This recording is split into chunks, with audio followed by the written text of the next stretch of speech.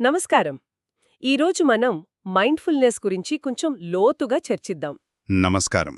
అంటే మానసిక జాగరూకత అంటారు కదా. కానీ చాలామంది అనుకున్నట్లుగా ఇది ఏదో ఆధ్యాత్మికమైన విషయం గురించో లేదా మనసును ఖాళీగా ఉంచటం గురించో కాదు. అవును, ఆ అపోహ చాలా ఉంది. మన దగ్గరున్న విశ్లేషణ ప్రకారం మైండ్ఫుల్నెస్ అనేది ఒక చురుకైన ప్రక్రియ. దానికి ఒక 3 ముఖ్యమైన పనులున్నాయని చెబుతోంది. ఈరోజు మన లక్ష్యం ఆ 3 పనులు ఏమిటో, అవి మన రోజువారీ జీవితంలో ఎలా పనిచేస్తాయో విడమరచి అర్థం చేసుకోవడం. హ్మ్, అసలు విషయమేమిటంటే, ఇది మనస్సును ఆపడం కాదు, మనస్సు ఎక్కడికి వెళ్తోందో గమనిస్తూ మన అవధానాన్ని అంటే మన శ్రద్ధను జాగ్రత్తగా నిర్వహించడం.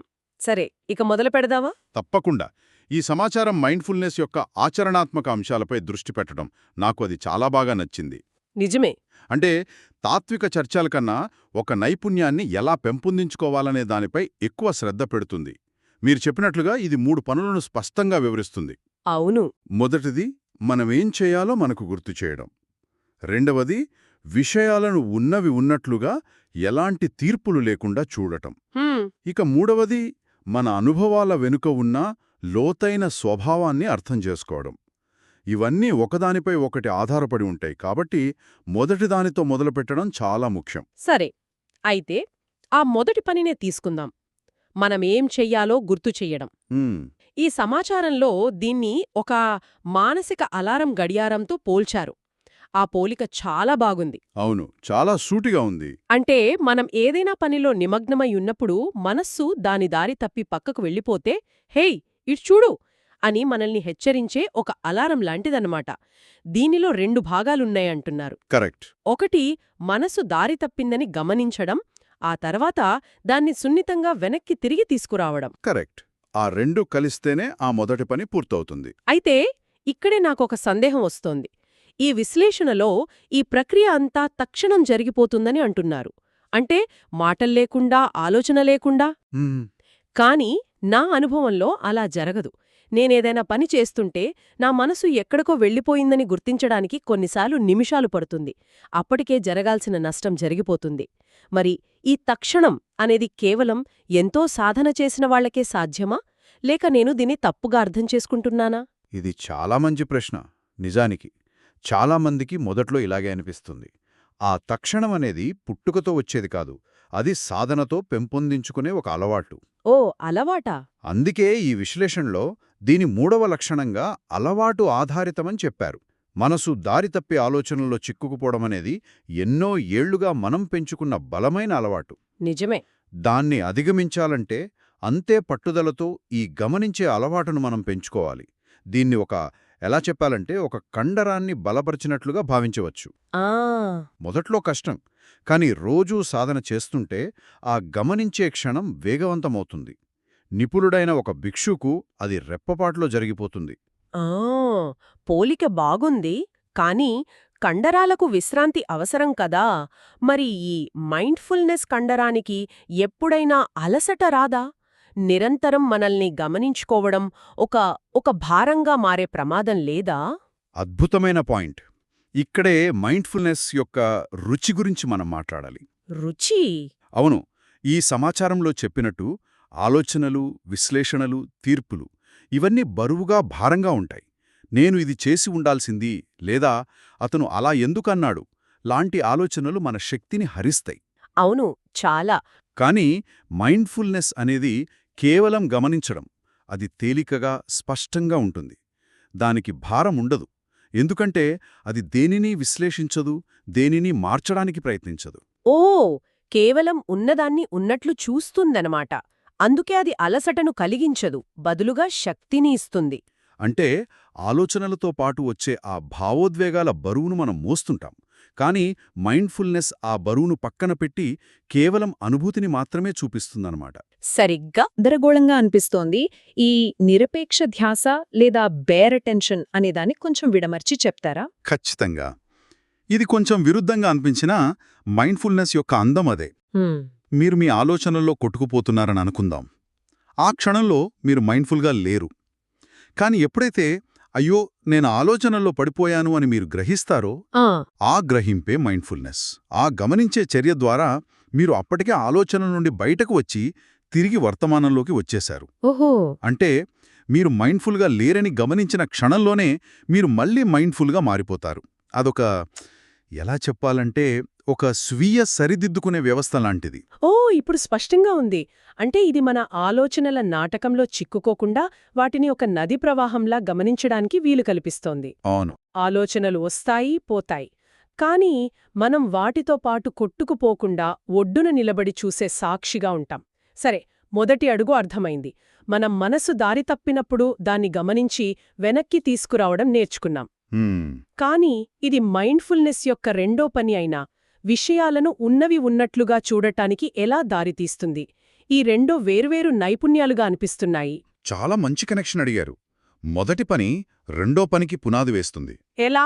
ఎలాగంటే మనం మనసు దారి తప్పినప్పుడు దాన్ని గమనించడం నేర్చుకున్నప్పుడు మనం మన ఆలోచనలకు, భావోద్వేగాలకు మరియు మనకు మధ్య కొంచెం దూరాన్ని సృష్టించుకుంటాం.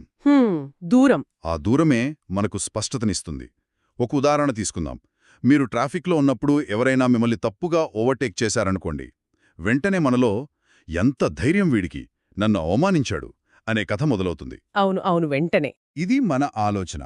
కాని దాని వెనుక అసలు అనుభూతి ఏమిటి? ఛాతిలో ఒక రకమైన వేడి, దవడలు బిగుసుకుపోవడం, గుండె వేగంగా కొట్టుకోవడం. ఇవి కేవలం శారీరక అనుభూతులు. నిజమే. మనం ఆ కథలోనే చిక్కుకుపోతాం. కానీ మన శరీరంలో ఏం జరుగుతోందో అస్సలు గమనించం. సరిగ్గా. మైండ్ఫుల్నెస్ యొక్క మొదటి పని ఆ కథలో కొట్టుకుపోతున్నామని మనకు గుర్తు చేస్తుంది. ఓకే. రెండవ పని ఆ కథను పక్కన పెట్టి అసలైన శారీరక అనుభూతిని ఉన్నది ఉన్నట్లుగా గమనించేలా చేస్తుంది. ఓహ్, ఇది కోపమనే అనుభూతి, ఇది నా ఛాతీలో ఇలా అనిపిస్తుంది అని మాత్రమే గమనిస్తాం. అంతేనా? అంతే. ఆ వ్యక్తి మంచా చెడా అనే తీర్పులివ్వం. ఆ సంఘటనను విశ్లేషించం. కేవలం అనుభూతిని గమనిస్తాం. ఇలా చేయడం ద్వారా మనం సంఘటనకు మరియు మన ప్రతిస్పందనకు మధ్య ఒక ఖాళీని సృష్టిస్తాం. ఆ ఖాళీలోనే మనకు స్వేచ్ఛ దొరుకుతుంది. అంటే సంఘటనను మన వ్యాఖ్యానం నుండి వేరు చేయడమన్నమాట. ఇది చాలా శక్తివంతమైన ఆలోచన. అవును. ఎందుకంటే చాలా సమస్యలు జరిగిన సంఘటన వల్ల కాకుండా దాని గురించి మనం అల్లుకునే కథల వల్లే వస్తాయి. సరే, ఇది నిజంగా చాలా లోతుగా ఉంది. మనం మొదట మనస్సును గమనించడం నేర్చుకున్నాం. దాని ద్వారా అనుభవాలను కథల నుండి వేరు చేసి చూడటం నేర్చుకున్నాం. మరి ఇది మూడవ, ఇంకా లోతైన పని అయినా అనుభవాల వెనుక ఉన్న స్వభావాన్ని అర్థం చేసుకోవడానికి ఎలా సహాయపడుతుంది? ఇది వినడానికి కొంచెం తాత్వికంగా అనిపిస్తోంది. ఇది తాత్వికంగా అనిపించినా దీని మూలాలు కూడా ఆచరణలోనే ఉన్నాయి. మీరు రెండవ పనిని పదే పదే చేస్తున్నప్పుడు. అంటే గమనించడం. అవును. అంటే మీ అనుభూతులను, కోపం, ఆనందం, విచారం, నొప్పి, వీటన్నింటినీ ఎలాంటి తీర్పు లేకుండా గమనిస్తున్నప్పుడు మీరొక ముఖ్యమైన నమూనాను గుర్తిస్తారు. నమూనానా? అవును. అదేమిటంటే ప్రతి అనుభూతి, ప్రతి ఆలోచన, ప్రతి శారీరక స్పందన అన్నీ తాత్కాలికమే. అవి పుడతాయి, కొద్దిసేపుంటాయి, ఆ తర్వాత అవే మాయమవుతాయి. అంటే అనిశ్చత లేదా ఇంపర్మనెన్స్ అంటారే, దాని గురించా మీరు మాట్లాడేది? ఖచ్చితంగా. కాని ఇది పుస్తకాల్లో చదివి తెలుసుకున్న మేధోపరమైన జ్ఞానం కాదు. ఇది మీ స్వంత అనుభవంలో, మీ శరీరంలో, మీ మనసులో మీరు ప్రత్యక్షంగా చూసే నిజం. ఓ. ఒక శాస్త్రవేత్త వాతావరణాన్ని గమనించినట్లు అన్నమాట. వందల సార్లు మేఘాలు ఎలా ఏర్పడతాయో, వర్షమెలా కురుస్తుందో, ఆ తర్వాత ఆకాశం ఎలా నిర్మలంగా మారుతుందో చూసిన తర్వాత అతనికి వర్షం చూసి ఆశ్చర్యం కలగదు. దాని ప్రక్రియ అతనికి తెలుసు. నిజమే. అలాగే మీరు కోపం అనే అనుభూతి పుట్టడం, పెరగడం, తగ్గడం, మాయమవ్వడం వందల సార్లు గమనించిన తర్వాత దాని శక్తి మీపై తగ్గిపోతుంది. ఇది కోపం, ఇది కూడా కాసేపట్లో పోతుంది అనే అవగాహన మీకు కలుగుతుంది. అంటే ఇది మన అనుభవాల యొక్క పుట్టుక, పెరుగుదల మరియు క్షీణత అనే చక్రాన్ని ప్రత్యక్షంగా చూడటంలాంటిది. ఇది మనసును నియంత్రించడం కాదు, దాని స్వభావాన్ని అర్థం చేసుకోవడం. కరెక్ట్. ఈ అవగాహన వల్ల మనం చిన్న చిన్న విషయాలకు అతిగా స్పందించడం మానేస్తాం. ఎందుకంటే ప్రతిదీ మారిపోతోందని మనకు అనుభవపూర్వకంగా తెలుసు కాబట్టి. సరిగ్గా అదే మూడవ పని యొక్క సారాంశం. కేవలం గమనించడంతో మొదలైన ఒక సాధారణ ప్రక్రియ మన అనుభవ ప్రపంచం యొక్క ప్రాథమిక స్వభావాన్ని అర్థం చేసుకునే అంత లోతైన అవగాహనకు ఎలా దారితీస్తుందో చూడండి. ఇదంతా ఒకదానికొకటి ముడిపడి ఉంది. అద్భుతం. ఈ రోజు చర్చ మనకు మైండ్ఫుల్నెస్ గురించి ఒక పూర్తిగా కొత్త దృక్పథాన్నిచ్చిందే. అవును. ఇది మనసును ఖాళీగా ఉంచే నిష్క్రియాత్మక స్థితి కాదు. అది మన శ్రద్ధను చురుకుగా ఉపయోగించే ఒక బహుళస్థాయి నైపుణ్యం. హ్మ్. మొదటిది, మనసు ఎక్కడుందో గుర్తుచేసే ఒక అలారం. రెండవది, మన అనుభవాలను ఉన్నవి ఉన్నట్లుగా చూసే ఒక స్పష్టమైన అద్దం. మూడవది, అన్ని అనుభవాల యొక్క తాత్కాలిక స్వభావాన్ని గ్రహించే ఒక లోతైన అవగాహన.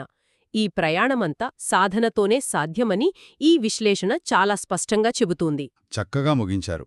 మనం చర్చించిన ఈ 3 పనులు మన అంతర్గత ప్రపంచానికి సంబంధించినవి. అవి మన ఆలోచనలను, మన భావోద్వేగాలను మనం ఎలా చూస్తామోనూ మారుస్తాయి.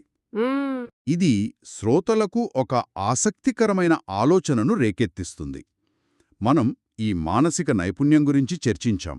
కానీ ఈ శిక్షణ పొందిన అవధానం మన బాహ్య ప్రపంచ అనుభవాన్ని ఎలా మార్చగలదు? ఓ, మంచి ప్రశ్న. మనం మన అనుభూతులను వాటితో ముడిపడి ఉన్న కథల నుండి వేరుచేయటం నేర్చుకున్నప్పుడు మన చుట్టూ ఉన్న ప్రపంచం, మనం తినే ఆహారం రుచి, మన చర్మానికి తగిలే ఎండ వెచ్చదనం ఇలాంటివి అక్షరలా మరింత స్పష్టంగా, ప్రకాశవంతంగా మారుతాయా? ఈ అంతర్గత శిక్షణ మన బాహ్య వాస్తవికతను కూడా పునర్నిర్మిస్తుందా అనే విషయం గురించి ఆలోచించవచ్చు.